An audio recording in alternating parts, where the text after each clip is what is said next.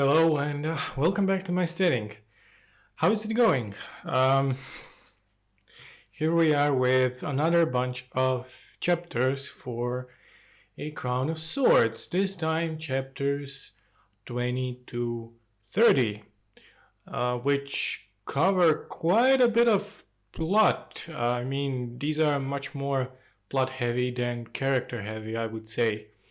So let's recap what happens?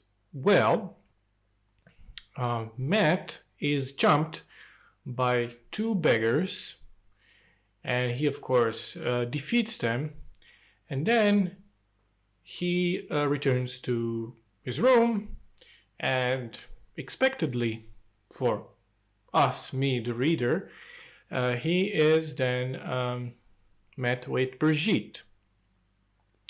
And as soon as he enters the room and sees her, he has this flashback, which is something he is prone to have lately. And he recognizes her. He sees the image of her appearing with the rest of the hunters when he blew the horn of Valir. And unbeknownst to himself, they are even talking the entire time in the old tongue, which Matt doesn't even register until she points out.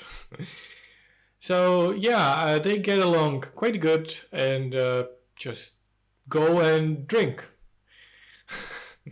And she, of course, was there to convince him to help with the search for Terangrial, to accompany Elaine and Nynaeve, which he, I guess, agrees.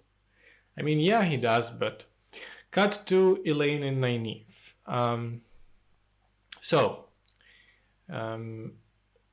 Turns out that Elaine and Nynaeve have mistreated Matt in the past. When he saved them from the Stone of Tyr, they kind of brushed him off with a very limp, if even that, thanks. So when Avienda hears that, she claims that, rightfully so, that, Matt went against Black Arja and Shadowspawn and who knows what, and not many people would do that, even for their friends.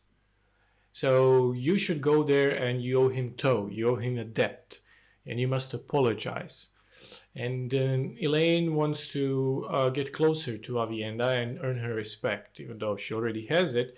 So she asks for advice how to do that. So they have to apologize, which they do. They go to the inn where Matt is staying, and Matt is super hangover, and Nynaeve is squirming the whole time because she doesn't want to do it. I mean, I like Nynaeve a whole lot, but even my patience sometimes falls short with her. That's just petty. She is being bratty. For someone who is lecturing everyone else all the time, she can be very hypocritical.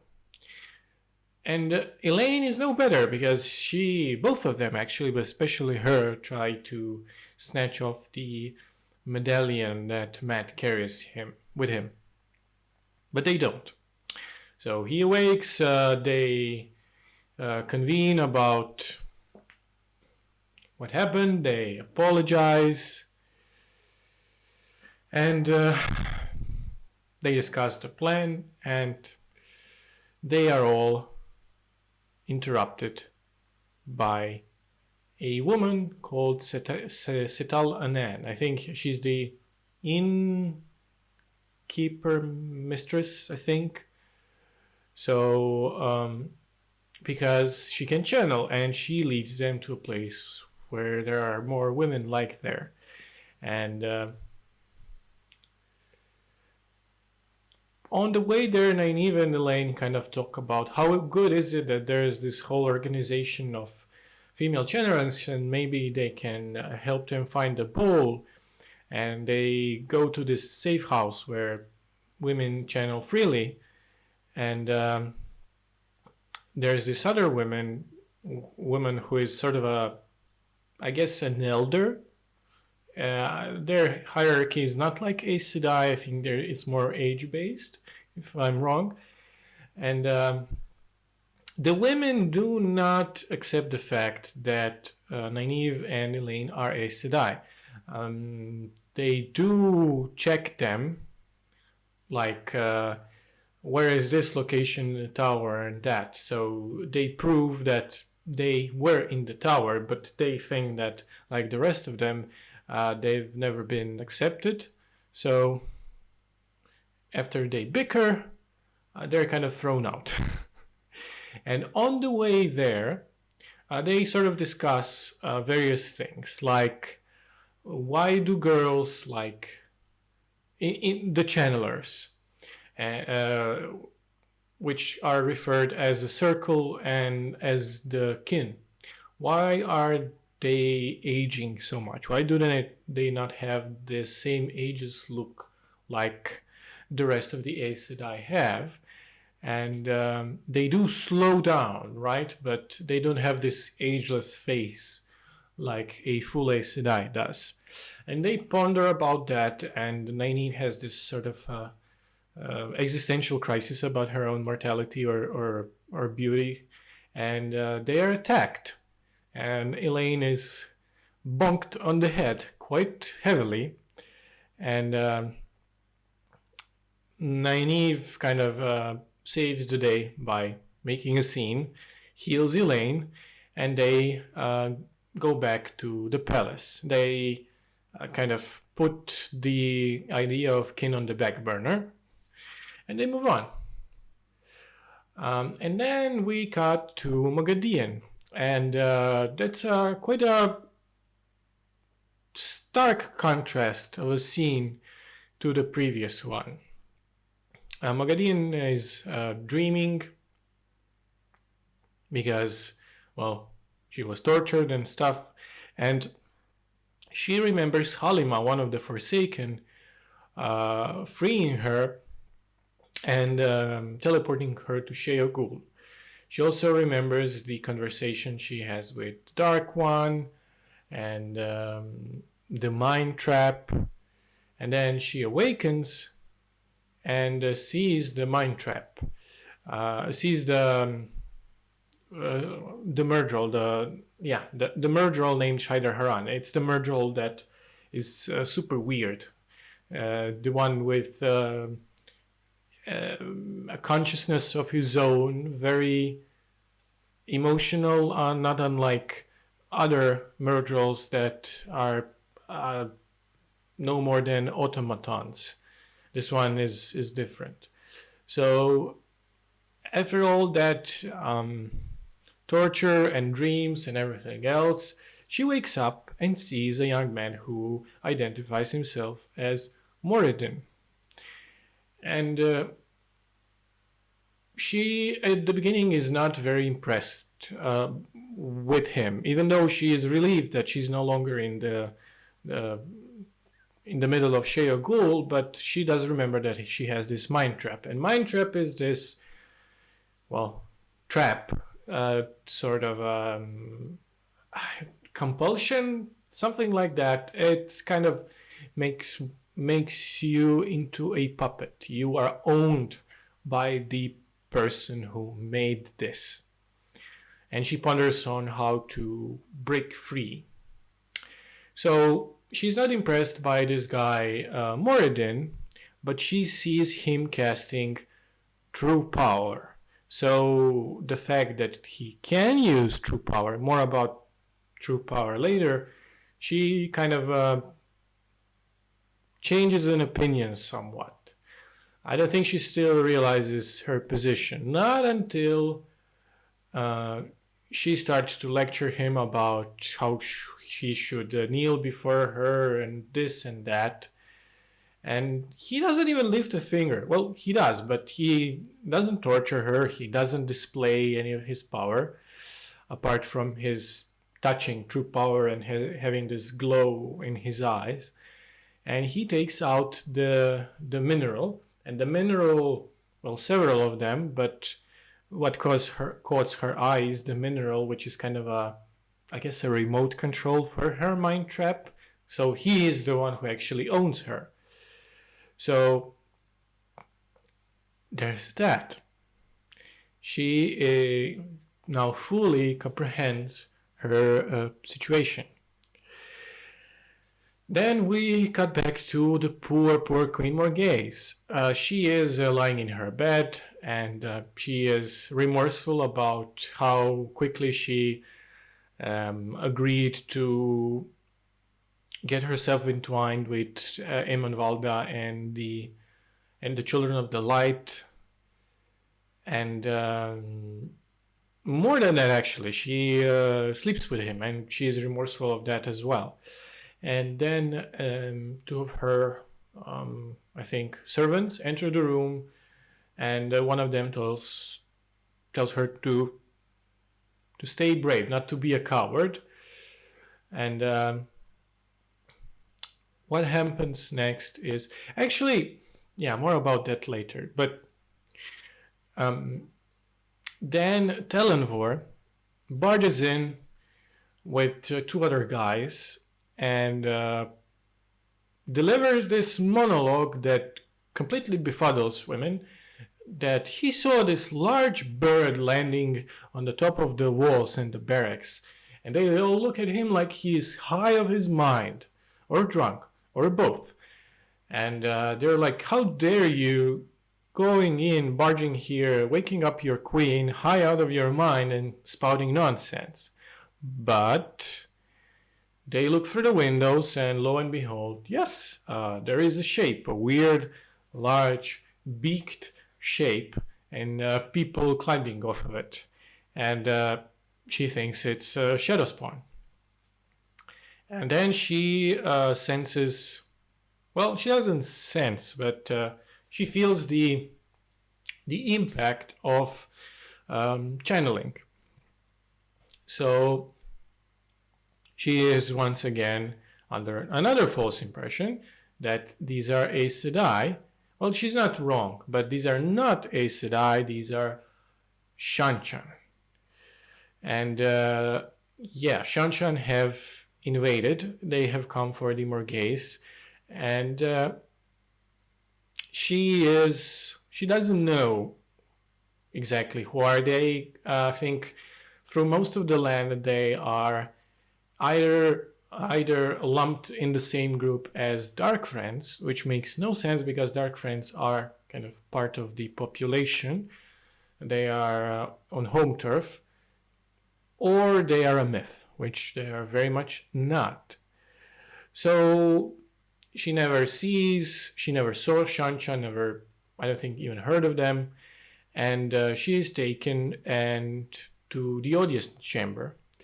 And on the way there, she sees different soldiers, like Terra soldiers, which shocks her. But to me, I instantly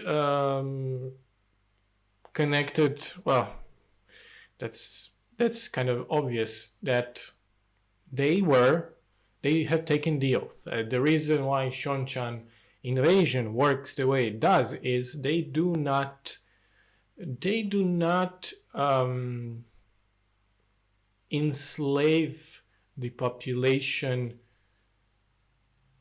explicitly. They very much enslave the people they conquer, but they do it in a way that it's hard to. They kind of go with the assimilation route, which is much harder to fight. So she is greeted by this Shanchan commander, Suroth, the High Lady, and the High Lady displays her pet, her Damane, and Morghese has another shock. Well, wow, this is an Aes Sedai, and nobody bows to Aes Sedai, but apparently they do. So Queen Morghese's entire life has been just completely shattered, at this point, and I do sympathize. And yeah,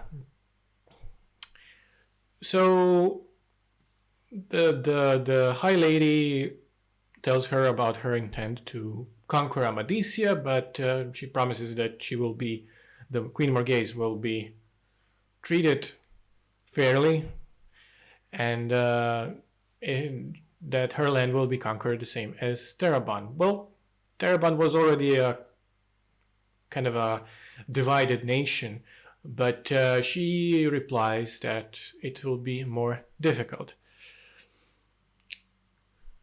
And she kind of has another shock because she takes in the whole scene of the High Lady and her court, as to say, her posse, and recognizes one of them as the former Panarch of Tarabon, High Noble.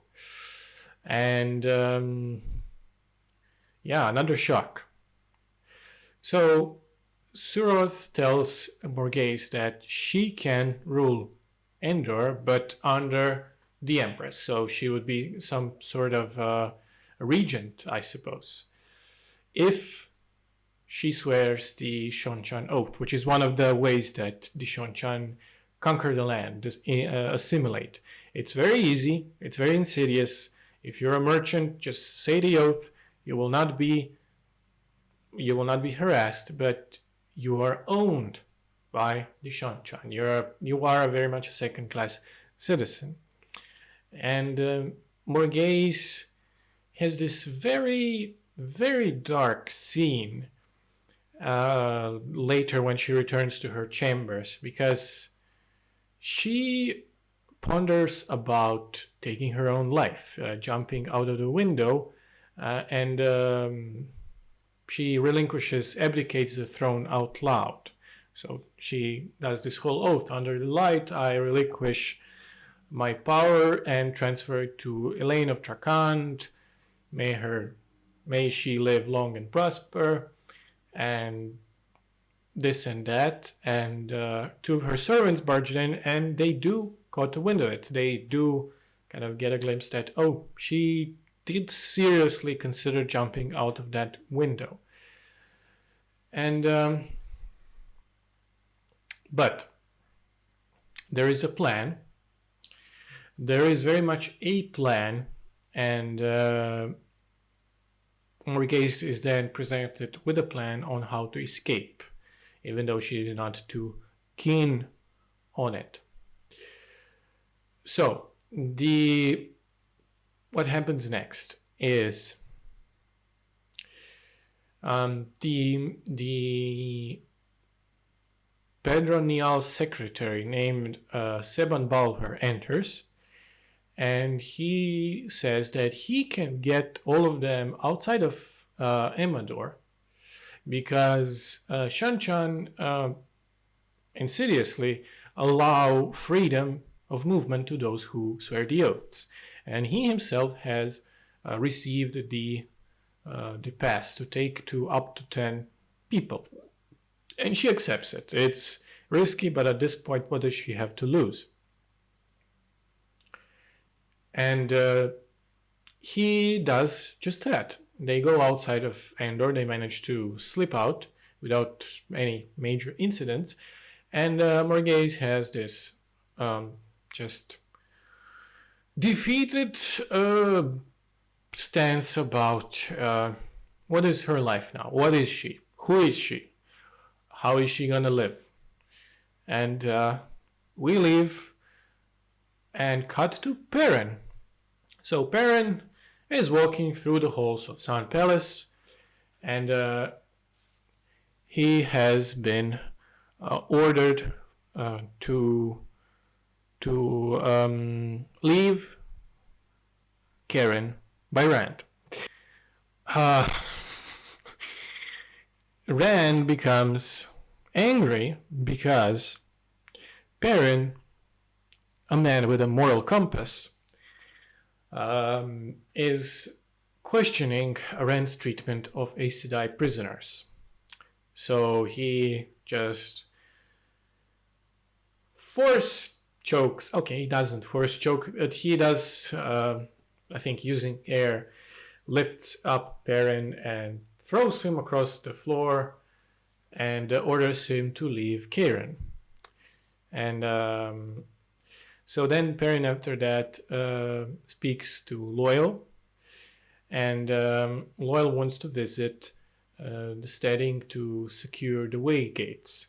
Well, he wants to visit all of the steadings. He kind of wants to do a tour to secure them all. And Ren is so pissed after the incident he doesn't even want to see Min, which is, again, come on, dude. So Perrin gets on his horse, not his high horse. I don't think Perrin has that sort of a single bone of that sort in his body. At least not when it comes to friends. I don't think he's that much of a prideful person. He's very stubborn, but I don't think he is that prideful. And he goes to north where he wants to meet his wife, Fail. He meets with her, with Aram, and a few of the two river folk, and two Ashaman who accompany him. And also there are two Aes Sedai. And one of the Ashaman opens a gateway, and they go through it. They also have a bunch of other people that Fail brought with herself. And yeah, they have a bunch of supplies, and they go through. So Perrin delivers this whole speech about, I have been banished, Ren hates me now, Berlin is going home, and no, I'm not. That's what everyone needs to know. Actually, we are now in Gildan and we have two things to do. First of all, we need to convince Aliandre, Queen of the Gildan, that we, Rand's forces, are not invaders. And the second one is the task that has been given to him by Rand is to find Massima, the troublemaker who calls himself the prophet of the dragon. And Perrin is quite anxious to do both of these things. And of course he doesn't want any more troubles with his marriage, and he wishes that Berlin would just go away as soon as possible.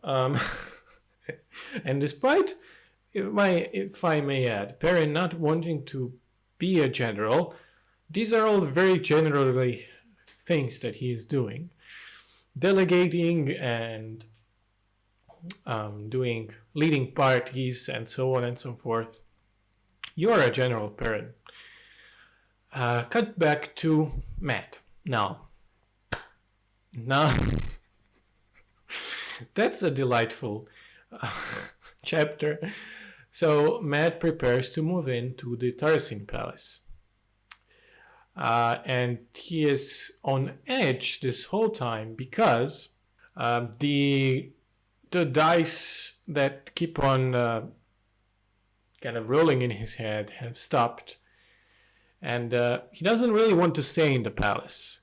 I mean, the rooms are great. There is a large room. He has a bed chamber, room for a servant. Nice. It's a nice place. But then Tylin appears and puts on moves on Matt again. She even sits on his lap. Scandalous. And even kisses him. And he tries to kind of refuse her, but she's not taking no for an answer.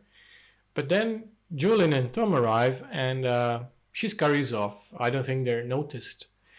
And Julian and Tom are here to inform him that Nynaeve and Elaine are there and waiting for him.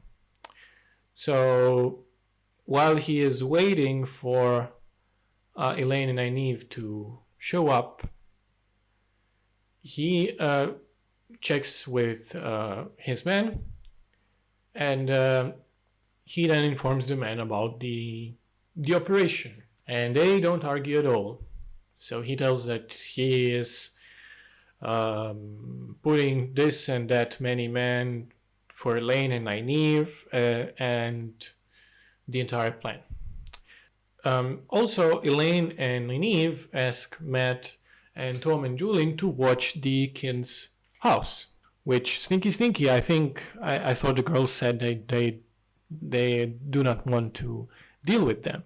Apparently, they still want an eye on this whole operation. So they kind of have a stakeout at the inn that's nearby the safe house of the kin, but nothing really happens.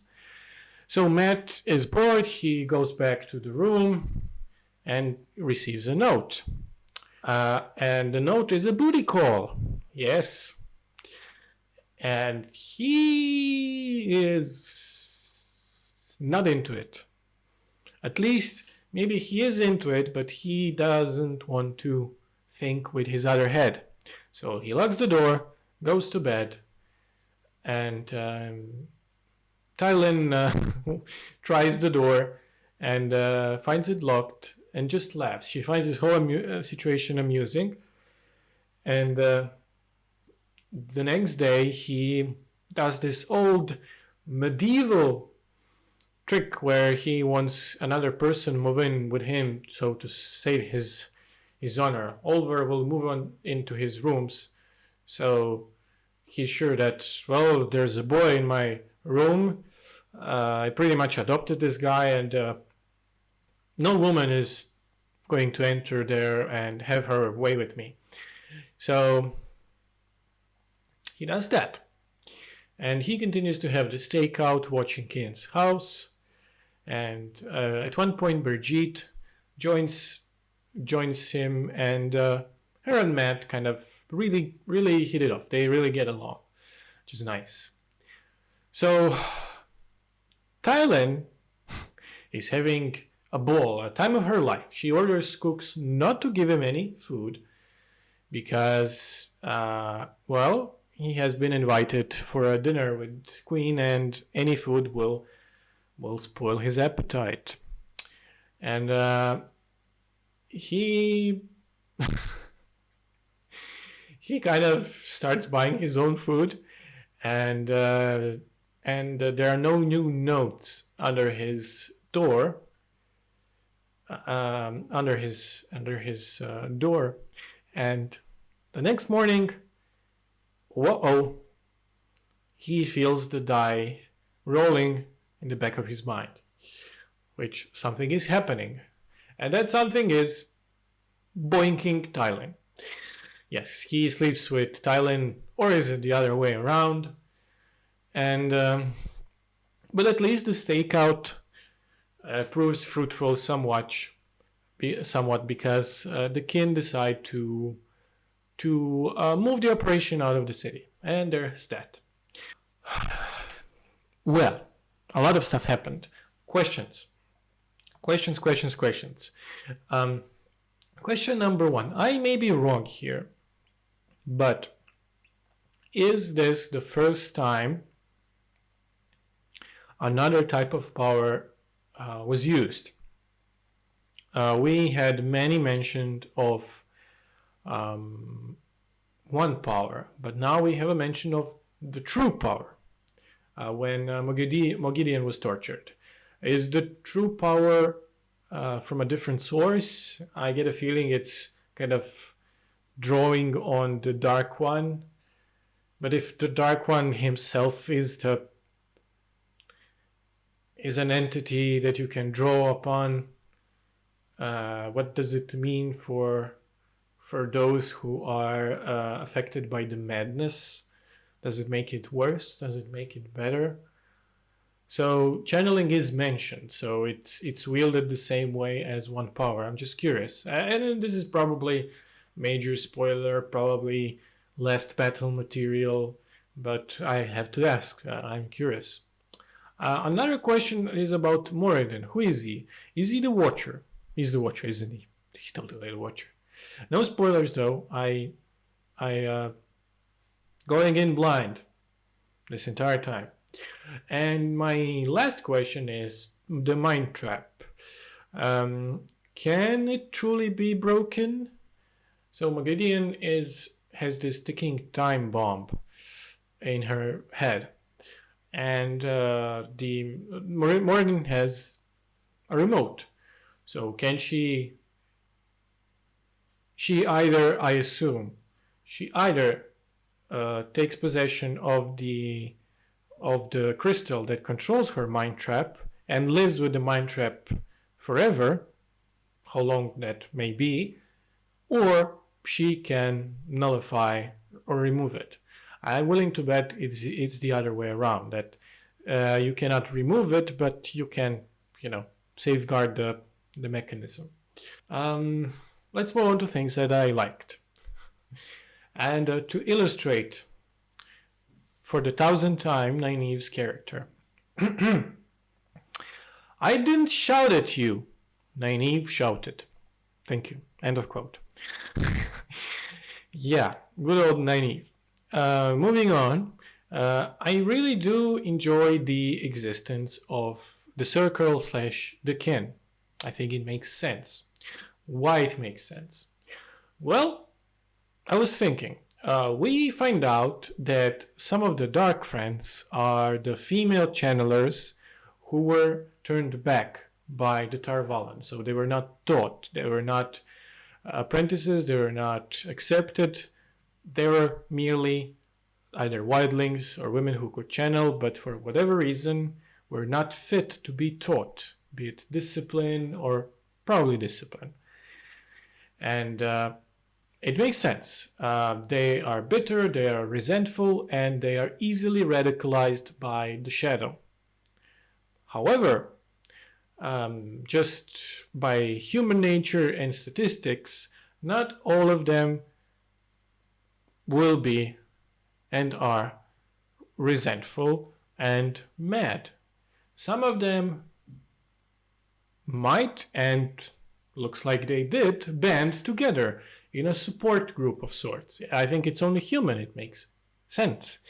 I think it makes the setting more dynamic, more human. So I like that.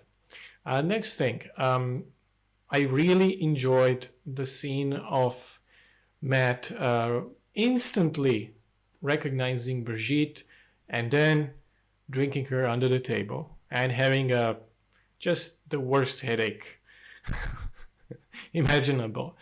It really was a treat of a scene, paired with Elaine being super tipsy by proxy because of her warder's bond, because Brigitte was hammered as well.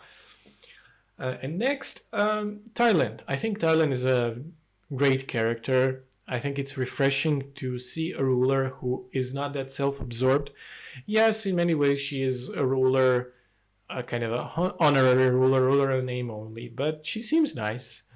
And I think Matt deserves some fun. And I hope she sticks around.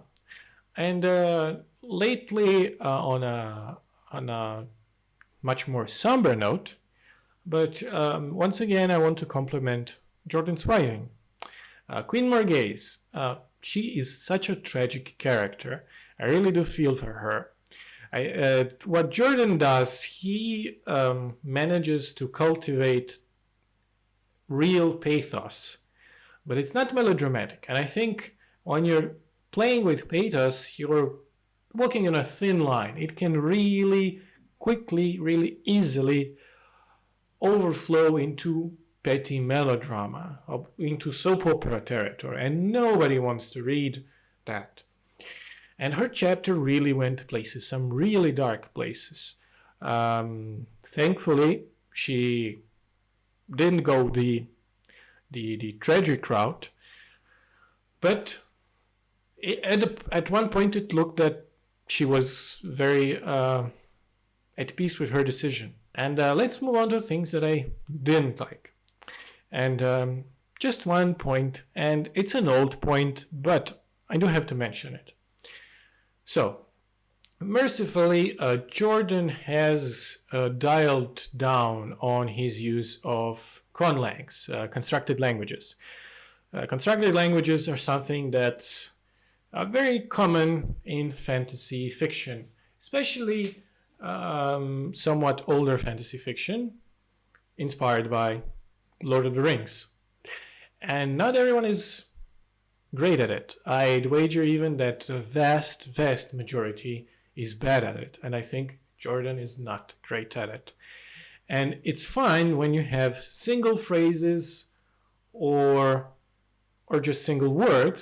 I think that might work in a pinch. But when you start stringing entire sentences, it all starts to fall apart. Because when you construct a sentence without having a full grammar language to back it up, it really reads like gibberish nonsense. And yes, again, Jordan has dialed down it in the last few books, and I'm happy with that. But in these few chapters, he kind of resurfaced with that fixation. I just don't think that's his strong suit. And on the other hand, I do really like that scene between Brigitte and Matt when she describes his different accents and enunciation without actually writing entire paragraphs in the old tongue. I think it's sufficient enough to say, oh, now we are convening in the old tongue, and she even displays a different syntax. So a different sentence structure, but in English. So I think there is a way to do this properly, and Jordan has displayed it. I just wish he would stuck the entire time to it. But I digress. And lastly, predictions. So this is one prediction that I have, and it goes like this. Seeing how Egwene is very open to changing the status quo, I'd really love her to stretch out a hand to the kin in some way. Granted, whether or not anyone at any of the towers knows about the existence of the kin is another matter, but in the future, Egwene as the Amyrlin Sith might be wise to include them somehow, which is not to say that she should make them all initiates again and this and that, but some sort of relationship between those two groups might be beneficial for everyone. As informants, as just... it's great. So thank you everyone for watching. Thank you, Ethan, for your Patreon support. And thank you everyone for likes and views and subscriptions. And I encourage everyone, if you like this and you want me to continue, please do subscribe. And I'm of course open to any of the suggestions and corrections in the comment section.